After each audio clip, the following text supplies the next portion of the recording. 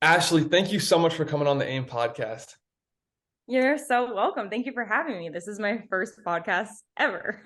No way. Well, we are so thankful and grateful that you chose the AIM podcast to be your podcast debut. That's so exciting. Heck yes, I can't wait.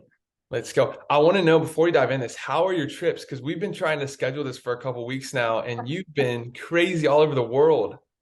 I know I've just kind of been a little travel bug lately. I love traveling, but I also crave routine. They were great. They're amazing. I'm so grateful to have the opportunity to be able to bring work with me in a sense, but I'm so happy to be home. Let's go. And where were you? Where was the most recent trip? Where did you go? The most recent was Cabo, but the one right before that was Italy, and I was just traveling around Italy. That is so awesome. Two of my so my co-founders in Kaisos, the supplement company I own, they just got back from a trip in Europe, and it looks unreal over there. It looks so cool. If I could move to Europe, bring my dog and still successfully run businesses, bring all my friends and family with me, I would do it in a heartbeat. That's amazing. That's awesome. And we're in your dog. I just got to meet your dog before we started recording. The dog definitely has to go though. Yes. Oh my God, 100%. I mean, she's a Frenchie. She belongs somewhere over there. Let's go. That's awesome. That's awesome. Well, I'm really, really excited, like I said, to have you on the show. You are doing some incredible things, not only just in the fitness space, but in such a bigger sense. You're making a huge impact. Your content, just the things you stand for. I know you're very passionate about mental health. It's even in your bio. So I would love to dive into that topic. Before we do that, I would love to hear a little bit more about your background, just for the listeners to kind of get more context about who you are as a person. I think that'd be really cool. So I'd love to just kind of start off by asking you, like, how did you get into fitness in the first place? Yeah, no, absolutely. So where I grew up, there weren't really gyms at all. I wasn't even familiar with it. A lot of my friends didn't do it. I was an athlete, but the type of training was different. I did soccer, I did cheerleading, I did swimming. So you're not in the gym lifting weights by any means. When I went to college, I obviously had access to a gym. I had no idea what I was doing. So I was a little cardio bunny. I was doing thousands of crunches a week, and that's all I was doing. And I was kind of questionable of, why am I not seeing results? Why do I not look like that girl on my Pinterest board? I'm following the same exact workout she's posting. And so I was really confused, and I hired a trainer. She was absolutely amazing. She helped introduce me to the gym, and she did it in such a way that made me feel confident. So when I ended up stepping into the weight room for the first time, there were all these guys and then myself, and it kind of just developed from there. The whole career of fitness wise, that never was my intention. That was never supposed to happen. It just kind of unraveled in front of me. And once it unraveled in front of me, it just kept going. And it was like, either I catch up or I lose the opportunity. And that's where I am now. That's incredible. And so obviously it sounds like the way you described that you were doing fitness before social media. You didn't start Yeah, fitness to do social media. Just social media was came along during your journey. exactly. And like, I never even had transitioned my page to be fitness. It was just something that I together just started posting slowly, and people reacted well to that, and they also reacted well to just me sharing hardships in my life, and I kind of just stuck with it. That is so cool. When you started posting and you saw people gaining from, obviously you're putting out a ton of value. You're trying to help people with your experiences and what you're learning in the gym and all these things. When you started to see that kind of start to succeed, what were some of your thoughts? Was it like, okay, there might be something here and I really want to go deeper here? How is that kind of happening?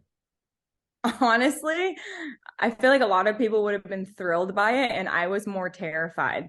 I was like, holy crud, there's 10,000 people following me. Holy crud, there's 1,000 people following me.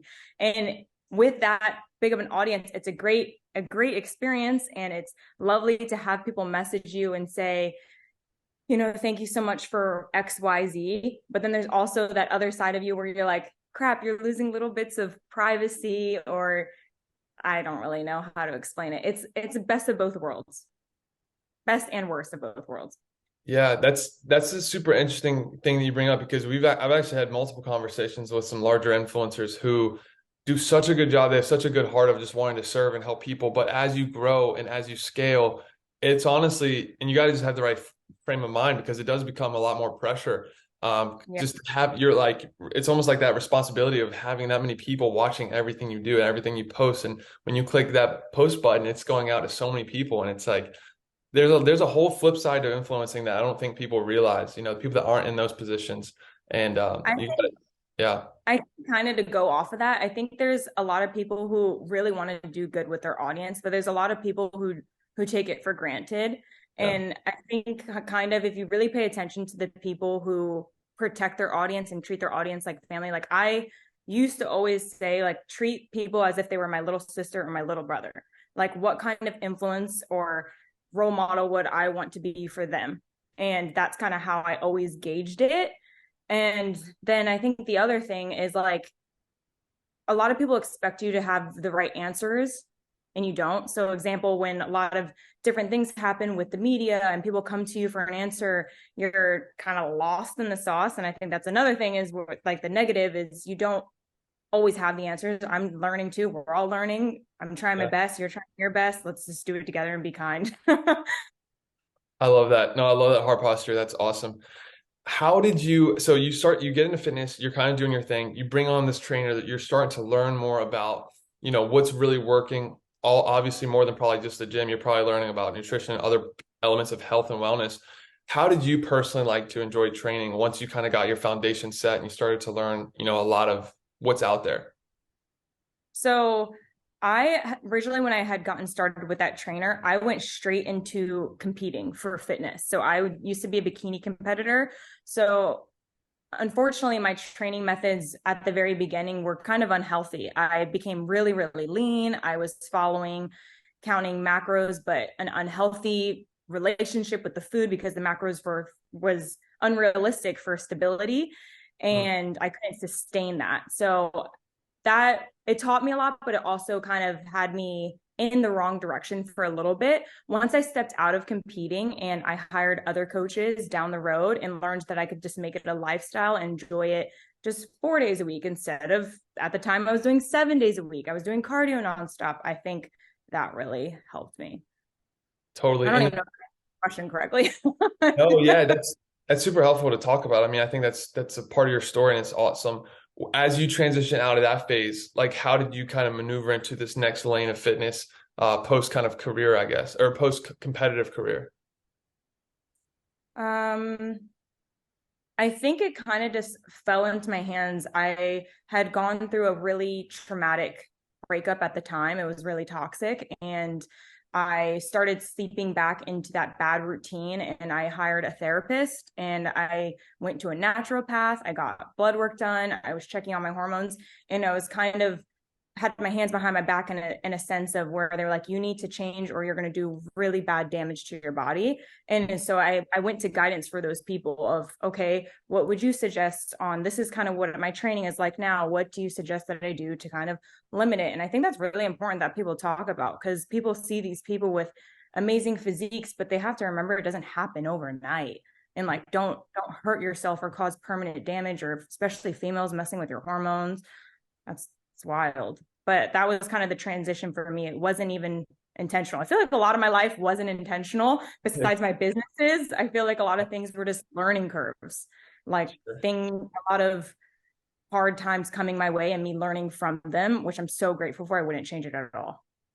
That's amazing. I love that. I think it's important to embrace your story. I think a lot of people go through challenging times and they want to, hide from them. And while it is really difficult in the moment, like embracing your story is one of the most powerful things you can do, because once you make it through that time, you're now equipped with all these things that you can use to go help people that are going through what you went through. Yeah, I agree 100%. Yeah. And you talk about, nothing happens overnight. I think that's another big issue right now we're facing, especially in the fitness space, but in any industry with social media, is you see someone like yourself or Michaela. We've had Michaela on a few weeks ago. Like you guys are doing amazing. Girl, Yeah, she's awesome. Like you guys are doing an awesome job, and you've worked so hard to get to the point you're at right now. And obviously you're still continuing to work and continuing to grow. But someone that might just be getting started might look at you and love your heart and love your inspiration, but internally as a human be like, man, I wish I could get there tomorrow. And that's not right. realistic. And I think we have to kind of accept that to an extent, but still just keep a positive mindset to move forward. I think slow progression is the best form of progression. Mm. and you appreciate it more, and it's more sustainable that way. I agree. I agree. I think that's like that even ties to like the psychology around virality. Like with videos going viral, I think some people are like, "Oh, I just want my video to go viral." And that's good. Like obviously if your video goes viral, that's great. It helps you, but like consistent growth is so much more powerful because like you're saying, if one video goes viral, that's great, but then the next day if your video doesn't go viral, then are you going to be able to accept that and keep posting? Or are you going to be like, "Oh, I'm just going to give up. And I'm done." Like what you Yeah, said makes a ton of sense. Continuous growth, 1% at a time, just getting a little better is really powerful. I agree. Thank you. I like that. You also ran a half marathon this year, didn't you? Yes, it So was so much fun. yeah, It, talk to us about that. Like, how did that? Because that's very different than competing. yeah, So, how did that I happen? know. I know. So you kind of know a little bit about me, but I struggle with mental health and I struggle with a lot of self-doubt, just like everybody else. And I was going through a time where I kind of felt numb and I couldn't escape a lot of things that were going on in my mind. And I am someone who does not take prescription drugs for mental illness. Nothing wrong with it. I've just had someone very close to me in my family who unfortunately got addicted to them, and it changed his life. And just sharing the same DNA and not knowing if I would have that same addiction or not, I was just something that I never turned to. That's why I turned into the gym and everything. And anyways, long story short, the running, I wanted to have a new goal, and I knew that me pushing myself in the gym would not be healthy for me. And so I had a friend one day ask me, we were just hanging out. She said, "Hey, why don't you do a marathon?" And I always would say, "You're out of your mind. You're crazy. I'm not." And then she's like, "Well, how about a half marathon?" And I don't know what encouraged me exactly in that situation, but I was like, you know what? I'll give it a try. Like, why not? And for me to take something seriously, I have to have skin in the game. So I had hired a coach, which is one of my great friends. His name's Blake. And I was like, "Hey, this is my goal. This is what I want to do.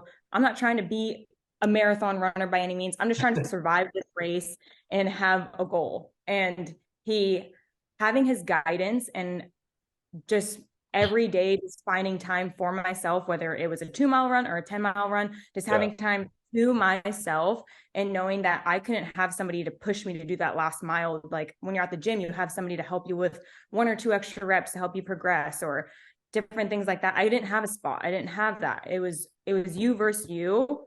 Mhm. That's it. And it was such an amazing experience and learning experience for me. However, I will say your hips and your knees, they ache.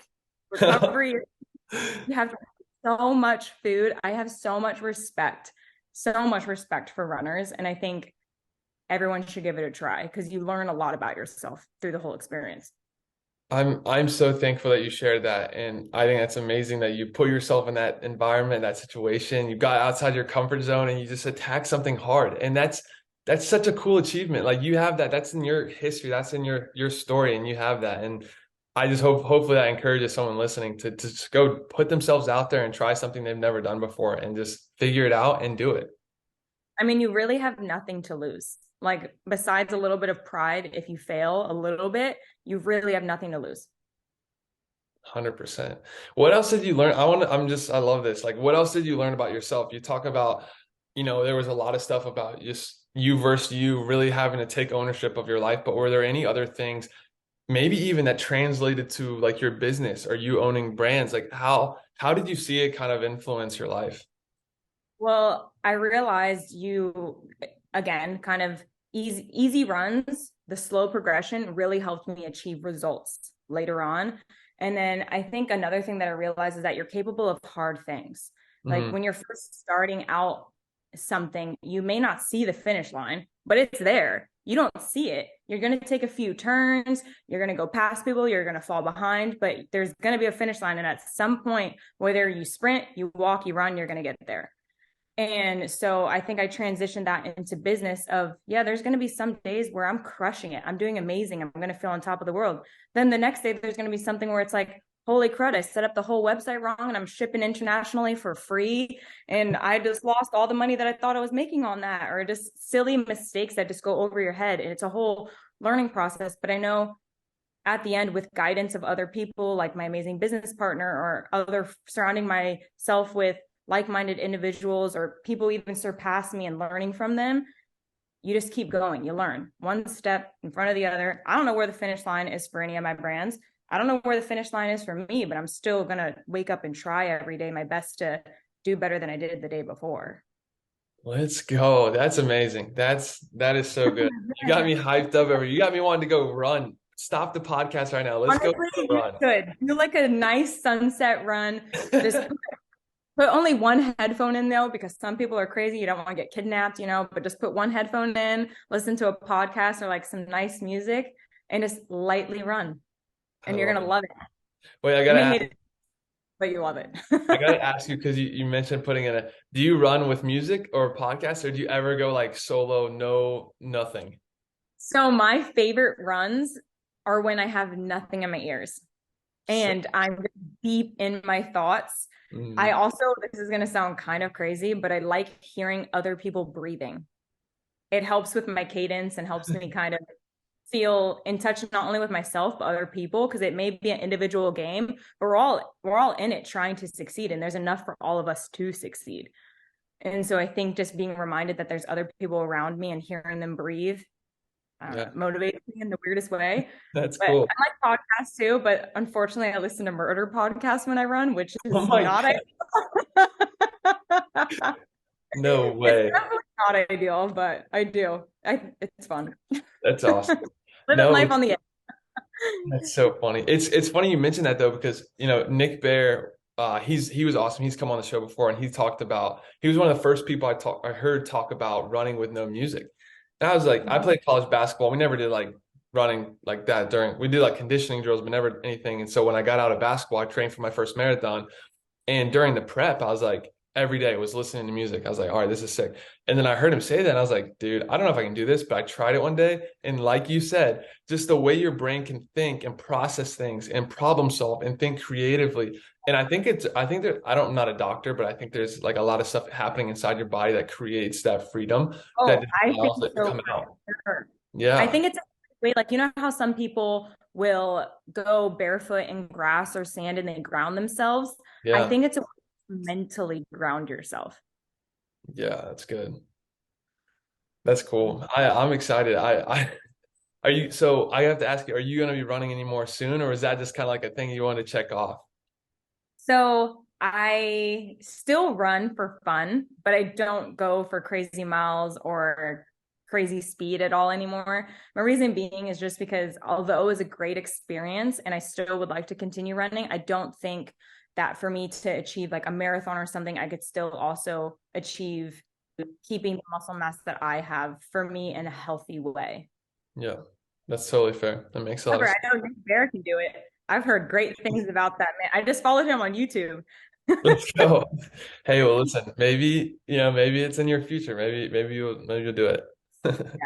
And never say never. I learned that. Never say never. So don't be surprised if 6 months from now I'm like, hey, I'm doing a marathon. And you're like, this girl's crazy. We'll have you back on the show to talk about it. That'd be sick. I want to talk to you about the business side of what you're doing because that's so interesting to me. There's a lot of awesome people in the fitness space that are creating awesome workouts and sharing, so much inspiration through the way that they're training and the way they're communicating the importance of health.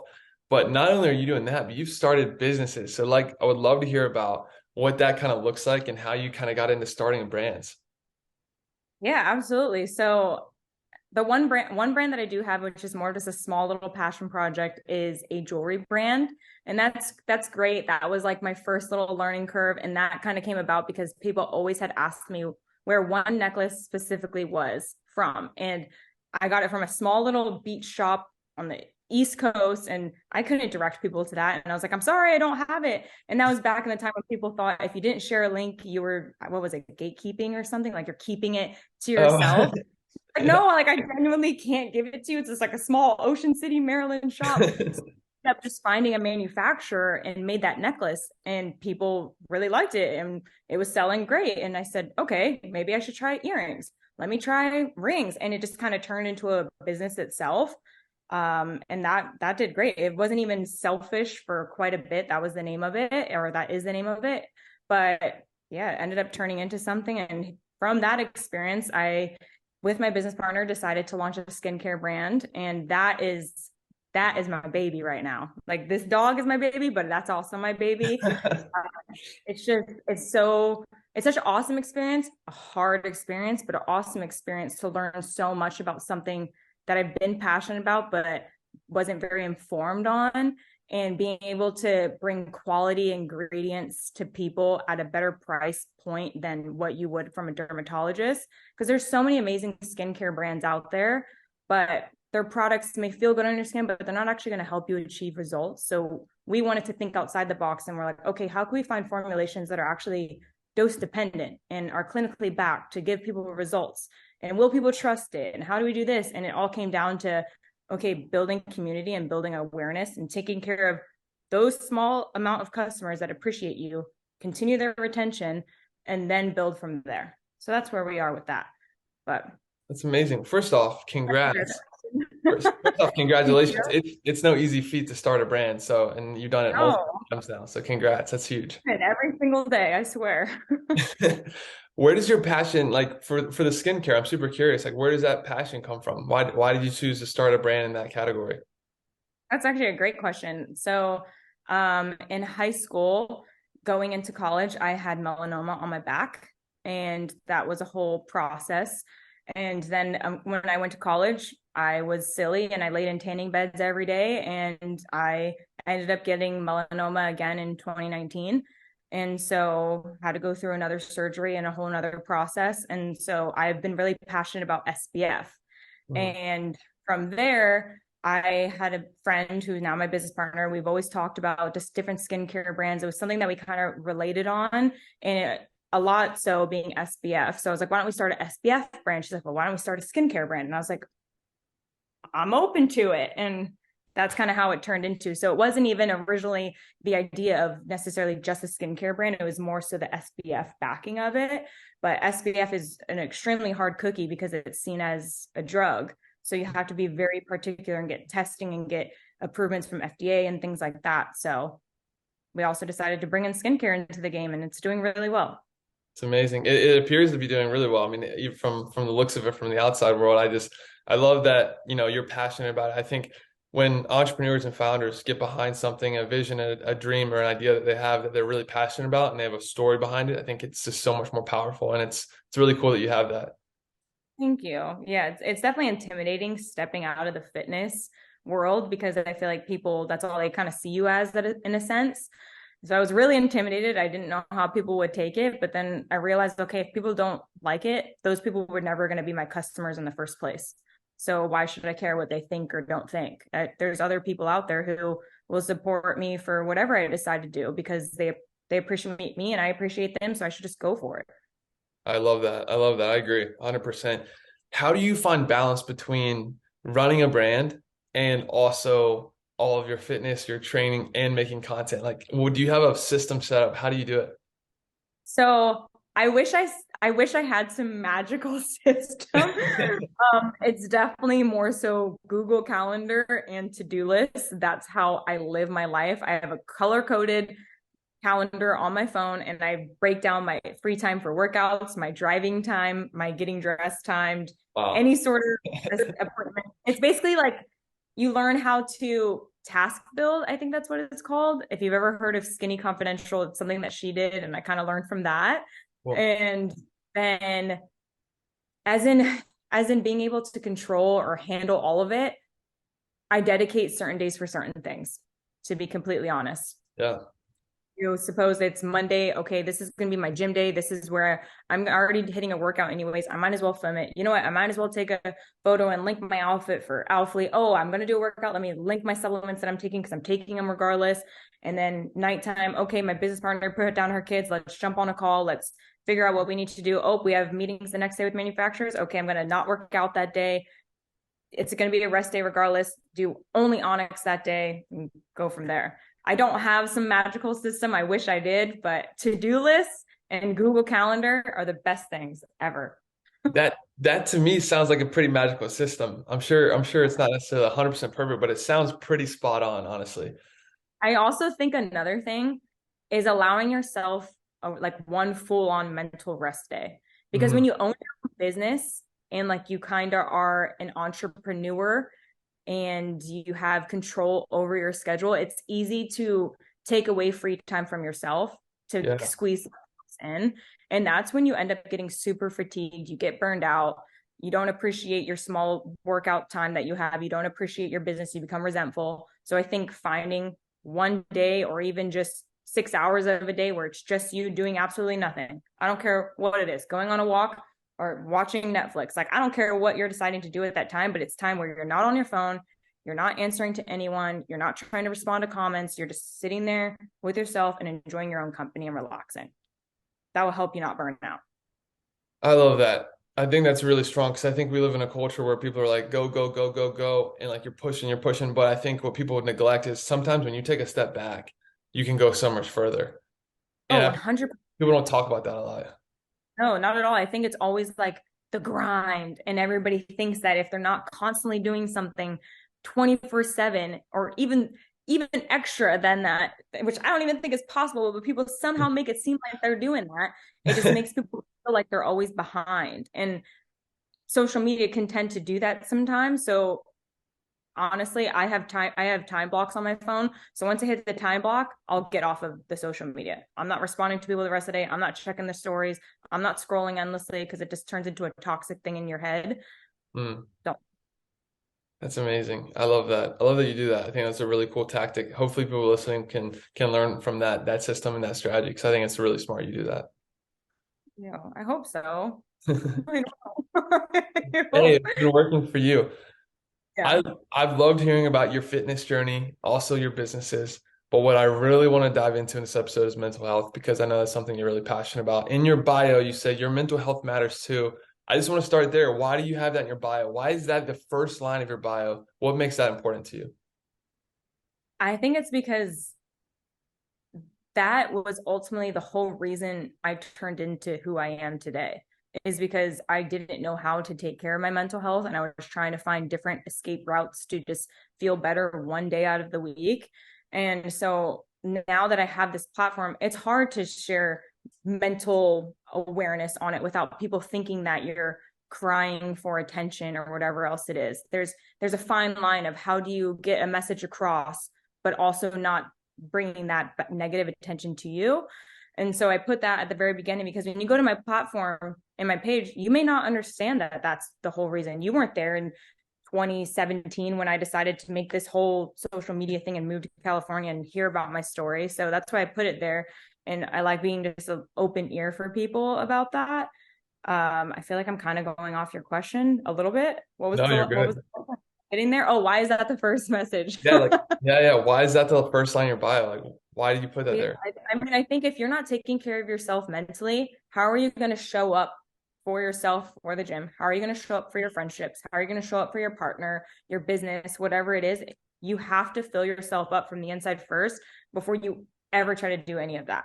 Mm, You just have to, and you have to set boundaries with other people and boundaries with yourself and take care of your mental self wherever, however that looks like for you. Obviously we all have our own ways. Sometimes it's just enjoying a cup of coffee by yourself, sometimes it's meditating, sometimes it's going to therapy, sometimes it's doing ayahuasca.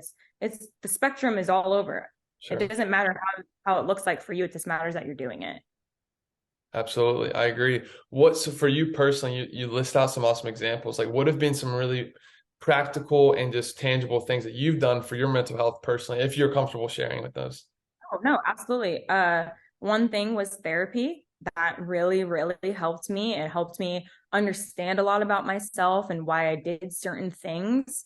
And it also helped me get rid of a victim mentality because for a Mm, long time in my life with mental illnesses, I did take on a victim role, which a lot of people won't admit, but a lot of people do. But I know therapy isn't as easily accessible, which is unfortunate because sometimes it's very expensive. Sometimes majority of the time health insurance doesn't cover it, which I think should change. But that would be one thing. I think another thing is just doing walks or runs by myself and not having anything playing if I can, and just having that time with myself. And then setting boundaries, sometimes with friends or especially with my phone. There's always boundaries on my phone. My phone is always on do not disturb. I want to be able to control who has access to me, when they have access to me. And I tried the whole journaling thing. Sometimes it will work for me, but what really helps me is if I go to the beach, which again may not be as accessible for other people, but is find a happy place for you. And for me, my happy place is the beach. I like sitting there and I like feeling the ground. It helps me feel in touch with it, feel a little bit of the mist of the waves, and kind of just point out different things that I'm feeling or things that I'm smelling or things that I'm hearing, whatever it is, and kind of remind me of my senses and bring me back present to who I am in that moment. And it brings me so much gratitude.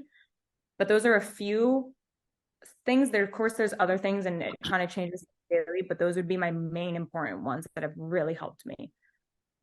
Those are good. I love that. I read a book by one of the guys that trained Michael Jordan. It's about mindfulness. He did a lot of his mindset stuff. Have you read it, Mindful Athlete? No, but I love Michael Jordan as in the sense of that I just watched a documentary on him. Oh, it's called Air. So I don't know if it's necessarily a full on documentary. It's probably not Yeah. entirely true, but I really enjoyed watching it. Yeah, 100%. No, I mean, he's iconic, obviously. Like I love basketball, but even, people that are outside of the game of basketball still have, I would assume, somewhat of a respect for just the legacy and what he's able to accomplish as a human and an athlete. But the big thing it talks about in that book is being mindful of your your current situation and being like aware of what you're actually experiencing. And I think even I can declare this myself. Like a lot of times the hustle and bustle, you're going meeting to meeting, then you're going to the gym to work out and you're making content, all this stuff. And it's hard sometimes when I don't stop and just be like even like touch my arm, like, okay, I'm here in this moment right now. I'm breathing, like just like take a second, like you said. I love that you said that because that's what it talks about in the book of just being mindful. And it just helps you like get through everything you're going through. It just brings you back to center. And it's a really powerful tactic. It really does. And I think it also helps you be grateful, which kind of sounds crazy, but mindfulness, I feel like equates to being grateful because it reminds you of how far you've come from whatever situation it is and how much closer you are to whatever goal you may have in your mind. Yeah, that's so true. Gratitude is such a powerful tool, and yeah, it's just crazy what it can do, what it can do to your mindset, what it can do to like your perspective. It's crazy how quickly your perspective can change when you Oh, become grateful. Like it's literally sometimes a second. Like you're upset about something, you're frustrated, and these are all real human feelings that we experience as humans. But then you're like, wait a second, I'm grateful that I'm able to think like this, like. And then it's like, well, okay, I need to relax. yeah. Sometimes you just have to be willing to give yourself a reality check. And Yeah, sometimes that reality check may hurt your feelings, but those reality checks help you in the end. 100%. Now you talk about some really powerful things that you personally do to improve your mental health, to make sure you're taking care of yourself in that way. I want to ask you though, how important is your community, the people that you surround yourself with, your family, your friends, the people you're working with, and how do they kind of impact your mental health? Absolutely. I mean, I've had those friendships in my life where I realized there was nothing coming from them. And I don't mean that in a sense of like, oh, what can I gain from you? But I Yeah. mean, as in, I didn't feel recharged after hanging out with them. I try to make sure that I'm hanging out with people that if I'm having a bad day, they will openly let me talk about it. And then if I want their opinions or feedbacks or advice, they'll bring it all to the table and let me hear it, whether it's going to hurt my feelings or not. But then I also want those friendships too that I could just have a really fun day with and be motivated. And when I leave hanging out with them and I come home, I'm like, I don't feel like I have to sit down and be like, oh, I'm so happy that I'm able to relax on the couch. It's like, dang, I'm sad that I had to come home now or do this or do that. So I try to really pay attention to how I feel when I finish hanging out with someone. Mm. And I don't know if it's from how I grew up and like hardships. Sorry, I say like a lot. I'm very aware. So when people listen to this, take a shot or something every time I say like, because I say it a lot. But You're good. I don't I'm know if it's from hardships of where I grew up or just the people of East Coast, but I'm very quick to read energy of people. And when I say that, I don't mean judgment. I mean, how is their body language towards me? What are things that they're asking me? Is it in-depth conversation or is it surface level? And if I feel like it's very surface, I don't, why am I going to waste my time trying to pour my energy into you and you're just going to drain it and not make me feel equally as well. That may sound tough, but it really helps you kind of become a better person because you are who you surround yourself with. You are. So true. I agree. I couldn't agree more. And I think a lot of people, sometimes they make excuses or they don't want to embrace that. And I've done it. I've done it before. I've been the first to admit that. I think it's easy to say, oh, well, this person's, and it's one thing if someone's going through something and you need to be that helping hand, that friend to them. But by and large, you need to be hyper aware of the people that are in your circle because those will definitely impact your mental health, but also pretty much every other area of your life as well. Yeah, no, definitely. And like kind of stemming for the mental health too, there's also going to be times where friendships or family members or whatever else, they may not understand the journey you're on. And that's completely fine. Don't cut someone off because they're having trouble showing up for you at times, because there's going to come times where you may be in a bad mental place too, or you may just not understand them, but Yeah, have those open dialogues and communication and say, hey, I'm really struggling. I just want you to be aware of that. I may not be able to show up for you like I want to right now, but I just want you to know I love you and I appreciate you being here for me. Just having open communication with your friends and treating them with respect that you want in return is it's amazing. sure. Yeah, I think that's awesome.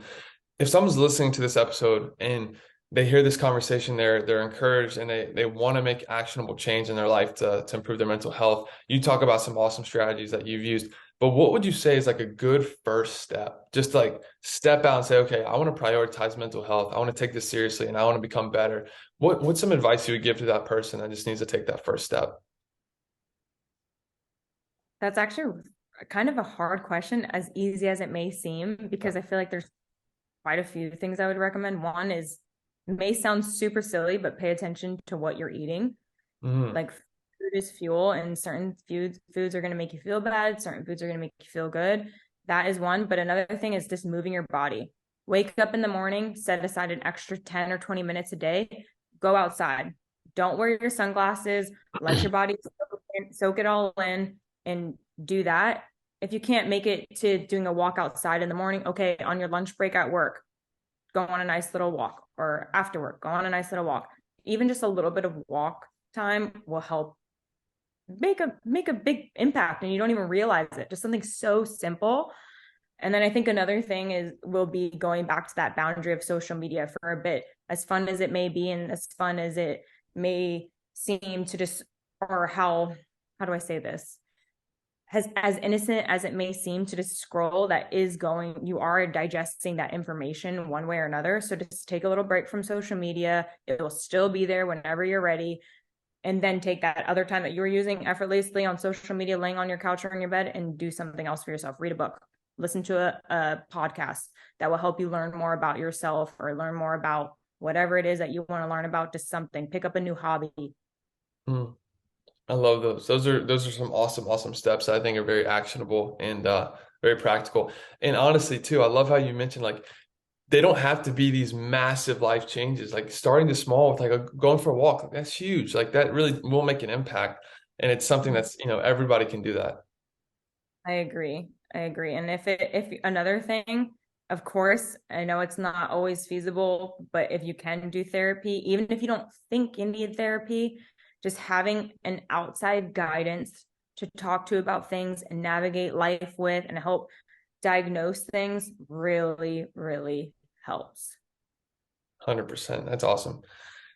Another thing that you've talked about, we've spoken about before too, before even recording, is determining your self-worth. I think this is really important because I don't think we've ever talked about this directly on the show before. So I'd love to hear, what does that mean to you and how are you able to determine your self-worth?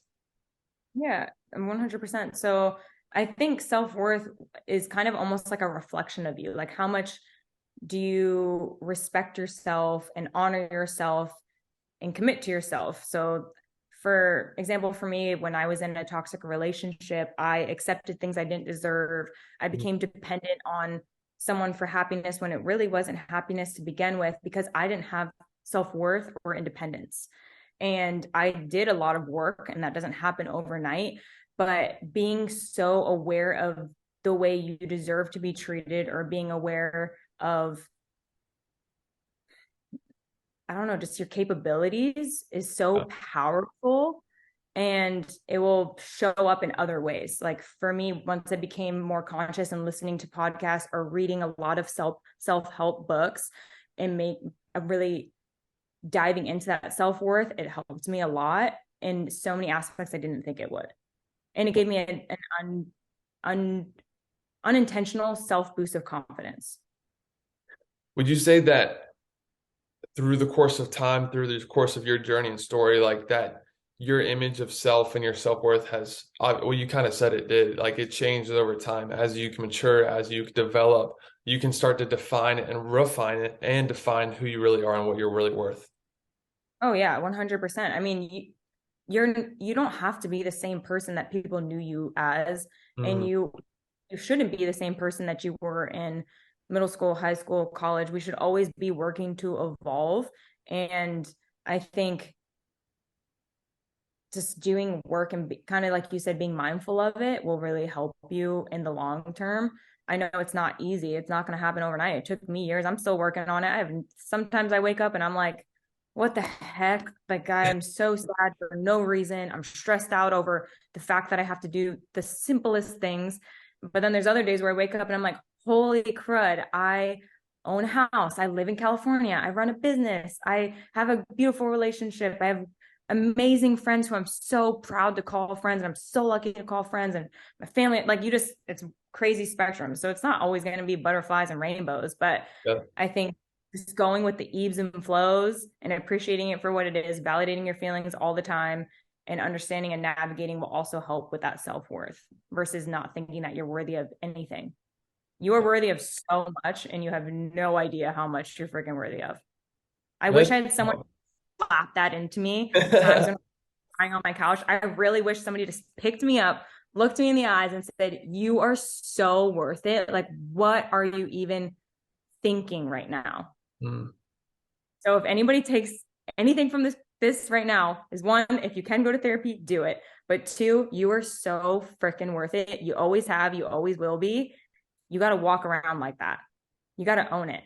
mm. What until you believe, you got to own it. That is so awesome. That is so good. I couldn't agree more. There's a guy you might know, Ed. Do you know Ed Milet? Have you heard of Ed Milet? So if you want to add a podcast to your list, that's one you should check out. But he talks about on the show sometimes like you were most well equipped and best positioned to help the person that you once were.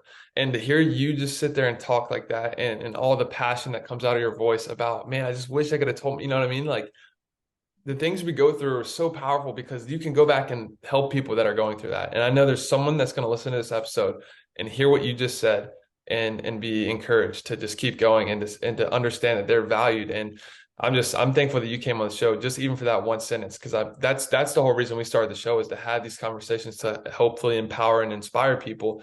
And to hear your heart and to hear what you just said means a lot. So I really appreciate that. I really, really freaking hope so because as someone like myself who struggled with mental health and like I had my moments of where I didn't want to be here anymore. I didn't want to be on the world anymore. I really hope that I'm able to help people, even if it's just small statements. I may not be able to always get the message across clearly, or my mind obviously goes a million different places, but I hope that I'm able to help people with my platform and with even just this message. I hope so. I hope so. I hope so. Go. You are 100%. Ashley, you're doing some incredible things. We've talked about a lot of them. I'm curious, like what is the future for you look like? Where are you kind of building, investing into right now? I know you talked about your skincare brand is really important to you, but like what are some exciting projects that you're really pumped about this season and moving forward?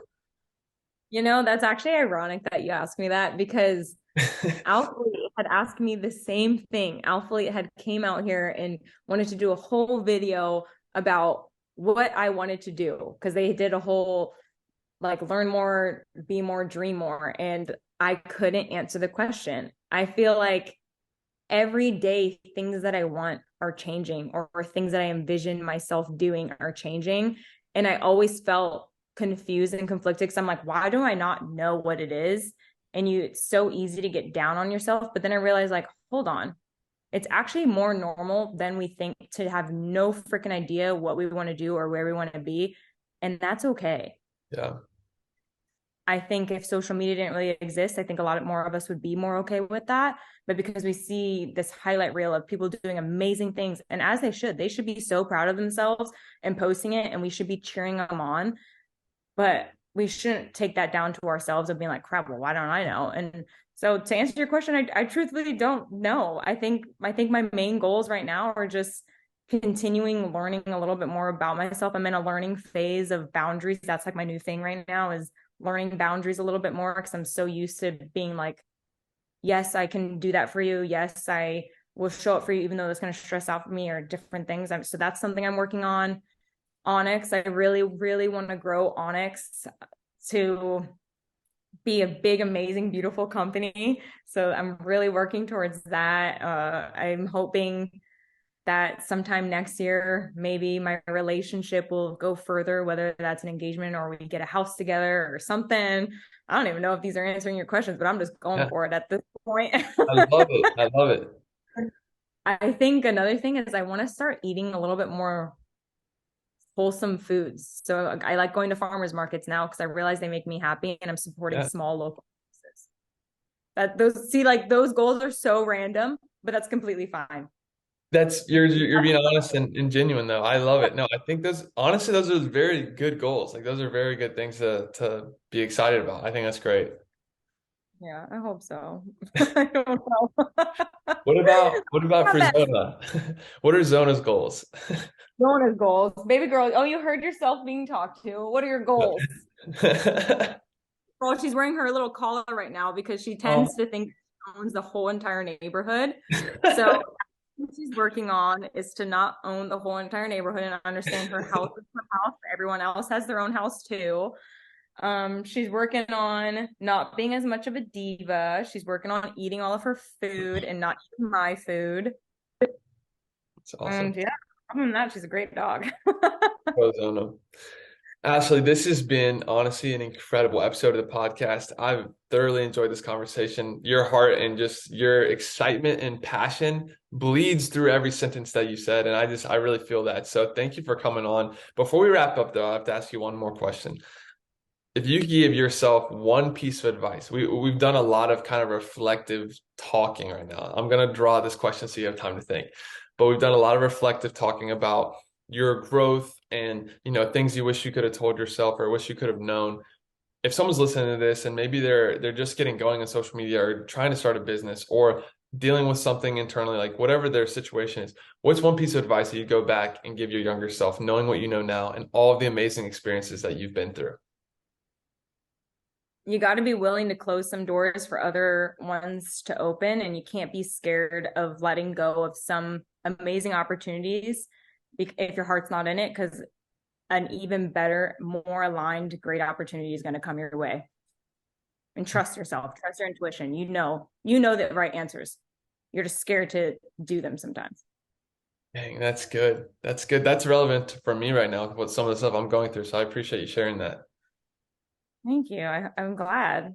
Let's go. Well, Ashley, this has been such a fun episode. I cannot wait to post this because I know so many people are going to get so much out of this and to hear more about you and your story and all the awesome things you're working on. So, Ashley, I just want to thank you again for coming on the AIM podcast. Thank you for having me. I appreciate you. Let's go.